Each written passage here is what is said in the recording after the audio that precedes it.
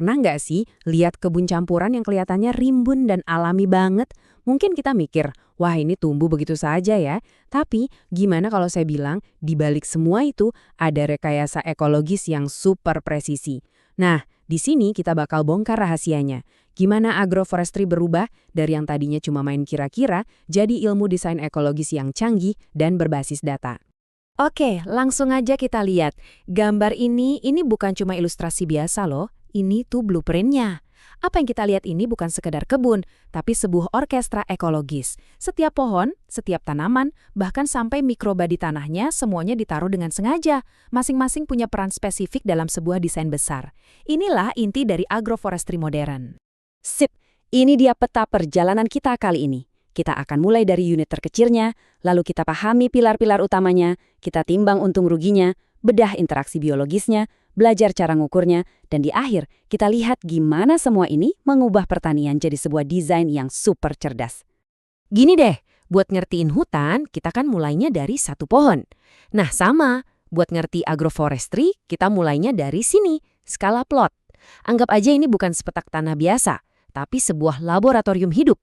Tempat semua keajaiban, sekaligus tantangan, terjadi. Nah, ini nih yang seru. Kenapa sih skala plot ini penting banget? Ada beberapa alasan. Pertama, ini unit produksi dasarnya petani. Kedua, disinilah kita bisa lihat langsung interaksi biologisnya, persaingan dan juga kerjasama antara pohon dan tanaman pangan. Dan yang paling penting, dan ini berlaku buat petani maupun ilmuwan, disinilah kita bisa berhenti nebak-nebak. Di skala plot, ini data yang berbicara. Tempat kita bisa benar-benar ngukur mana yang berhasil dan mana yang enggak.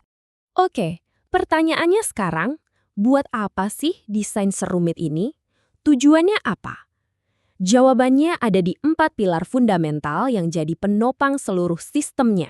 Jadi sistem agroforestry yang mantap itu ya berdirinya di atas 4 pilar ini. Secara ekologis, dia bisa meningkatkan keanekaragaman hayati dan menyehatkan tanah. Secara agronomis, dia menciptakan iklim mikro yang stabil dan menjaga ketersediaan air. Dari sisi ekonomi, ini mendiversifikasi pendapatan petani, jadi resikonya lebih kecil kalau ada gagal panen. Dan yang gak kalah penting, pilar konservasi memastikan lahan ini tetap produktif buat generasi berikutnya. Keempatnya ini saling dukung, bukan jalan sendiri-sendiri. Kedengarannya ideal banget ya. Tapi kita perlu reality check dulu nih. Emangnya agroforestry ini selalu jadi solusi yang menguntungkan? Ini dia pertanyaan kuncinya. Dan jawabannya, ternyata nggak sesimpel itu. Soalnya gini, agroforestry itu bukan solusi ajaib yang cocok buat semua kondisi. Keberhasilannya itu soal keseimbangan. Di satu sisi, potensinya besar banget, kayak total hasil panen yang lebih tinggi dan kualitas tanah yang membaik. Tapi di sisi lain, ada resiko yang nyata. Hasil tanaman pangan bisa turun karena ternaungi, akar saling berebut, dan pengelolaannya jelas jauh lebih rumit. Terus apa dong yang nentuin timbangannya bakal berat kemana, untung atau rugi? Nah, data ini kasih kita jawabannya. Sistemnya bakal cenderung untung kalau pohonnya punya akar yang dalam, tajuknya nggak terlalu rapat, dan ada pemangkasan rutin. Sebaliknya, bisa jadi rugi kalau pohonnya berakar dangkal yang suka bersaing dan tajuknya rapat banget sampai menghalangi matahari. Jadi detil-detil kayak jenis akar dan seberapa sering kita mangkas, itu bisa jadi penentu sukses atau gagalnya sistem. Oke, sekarang ayo kita bedah lebih dalam lagi. Kita intip mesin biologis yang kerja di balik layar sistem ini. Coba bayangin, ini tuh kayak tarik tambang yang terjadi terus-menerus, di waktu yang sama.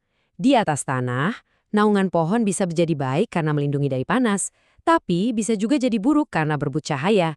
Di bawah tanah, akar pohon bisa memperbaiki struktur tanah, tapi juga bisa berebut air dan nutrisi sama tanaman lain. Positif dan negatif terjadi barengan. Nah, slide yang ini menurut saya adalah jantungnya dari semua konsep desain yang kita bahas.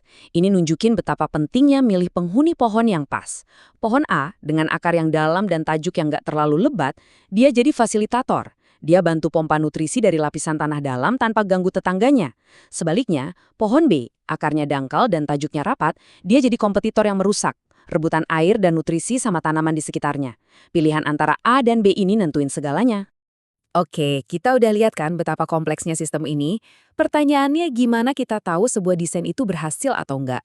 Nah, kita harus geser nih, dari yang tadinya cuma pakai perasaan, wah, kelihatannya bagus, ke analisis data yang benar-benar objektif. Ini dia dashboardnya. Kita bisa dan emang seharusnya ngukur semuanya. Mulai dari variabel pohon kayak diameter batang dan kerapatan tajuknya, variabel tanaman kayak biomasa dan hasil panennya, sampai ke variabel tanah kayak pH dan kadar air, serta variabel lingkungan seperti seberapa banyak cahaya yang masuk. Ini perubahan fundamental dari petani sebagai seniman, dari petani sebagai ilmuwan data di lahannya sendiri. Ada satu metode yang kelihatannya simpel tapi dampaknya luar biasa. Analisis gradien spasial, atau gampangnya analisis berdasarkan jarak. Caranya gampang, kita cukup ukur hasil panen atau kelembapan tanah di jarak yang beda-beda dari pohon.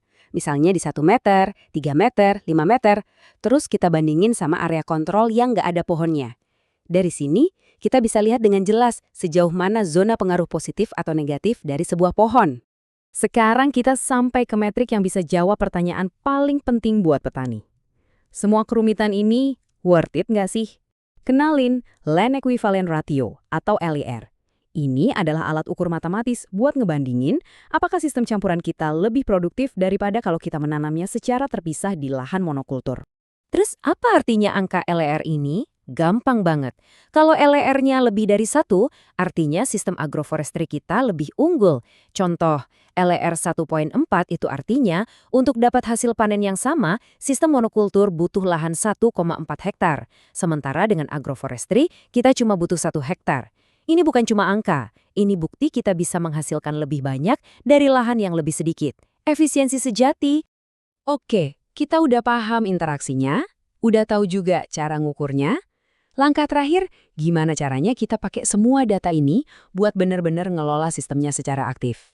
Coba bayangin deh, manajemen itu kayak panel kontrol atau mixernya DJ. Tujuannya apa?